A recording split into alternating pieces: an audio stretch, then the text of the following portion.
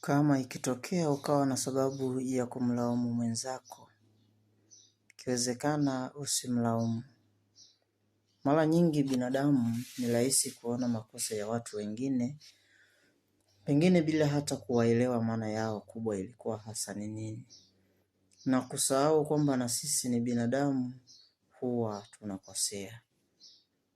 Unapohisi unapaswa kumlaumu mwenzako, jiulize wewe, watu wakitaka kukulaumu watakulaumu kwa mangapi? Lakini pia hatupo kulaumiana, tupo kuelekezana na kurekebishana.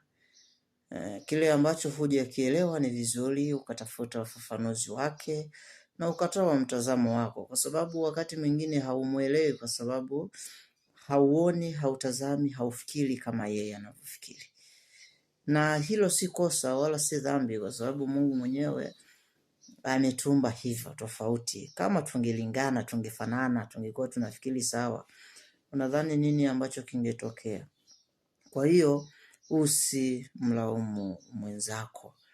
Lakini hata kama kuna sababu ya kumlaumu, Mungu anatuhurumia katika mengi, katika makosa mengi tunayomkosea Mungu anatusamehe. Na wewe msamehe, kwa sababu ukimsamehe utapungukiwa nini? Ukiwa na sababu yoyote ambayo kimsingi mimi siamini kama kuna sababu yoyote, lakini ikitokea ukahisi una sababu yoyote ya kumuua mwenzako, usifanye huo ujinga, kwa sababu pumzi ni mali ya Mungu. Pumzi ni mali ya Mungu, lakini ogopa damu ya mwanadamu. Auaye kwa upanga atauliwa kwa upanga. Mbegu unayoipanda ndiyo utakayoivuna. Kwa hiyo kama unamwendea mtu kwa waganga ili umuue au mharibie maisha au mharibie kazi au mharibie sifa, au unaenda kumchunganisha kwa watu, kumsema maneno, tafadhali ndugu yangu, acha tu, kwa sababu unajicholesha bure. Na ukimharibia kazi utapata faida gani? Jiulize tu swali, ukimharibia kazi utapata faida gani? Eti wewe na polisi utapata faida gani? Ya vitu vingine bwana. Kwa sababu kama ilikuwa kazi ya mshahara, hutapata mshahara wake na kuhakikishia. Lakini pia hata kama ukifanikiwa, hautakuwa umeharibu maisha yake. Wakati mwingine kumpiga chula teke ndio kumwongezea mwendo. Lakini hivyo ingelikuwa ndo wewe unaharibiwa, au ni mwanao anaharibiwa na mtu, kibarua chake, kazi yake au mchongo wake, ungefurahi.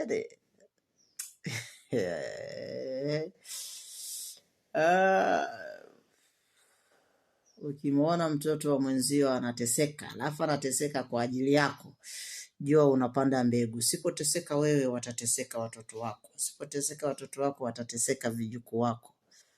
Si unanielewa? Kuwa makini sana. Lakini hamna sababu ya kumfanyia mtu yeyote ubaya. Tenda wema, tenda haki. Anastahili kupata mpe, hastahili kupata usimpe. Ndio kanuni ya maisha. Na wakati mwingine tunaweza kuwaona watu wabaya kwa sababu ya akili yetu kidogo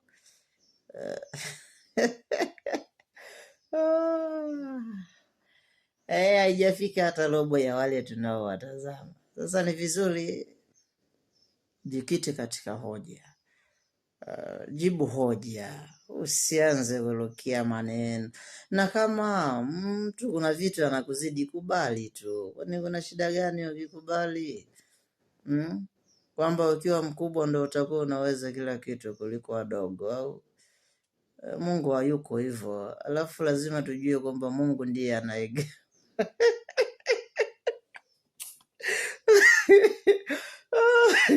Nacheka mimi kama mazuri, nachoka kwa kweli.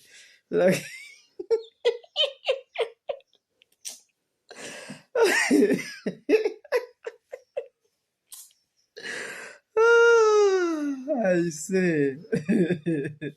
Naamini ujumbe umefika. Mungu akubariki sana. Na ukiyazingatia maisha yako yatakuwa mazuri sana. Apendaye maarifa yapenda maisha. Usipopenda kujifunza anajaribia mwenyewe. Afsaloni maisha haya bwana, wewe chana na mambo yako bwana. Sitaki kuwatesa wengine, wewe mwenyewe hapo. Anyway, lakini let us be serious. Life belongs to God. Whatever you can do everything you can for somebody, but you are doing nothing, and will not benefit anything. You can see that you win the situation, but you're gonna lose soon as possible. Be humble. Do everything proper. Don't touch anybody. You are just creating your bad history. So do that is right at the right moment, the right time. If you don't understand anything, just agree. You can't understand each and everything. You can't do everything. You can't do it. So if you are incapable of doing something, just relax and agree that for this it is okay. Sometimes to surrender is victory. Have a good day.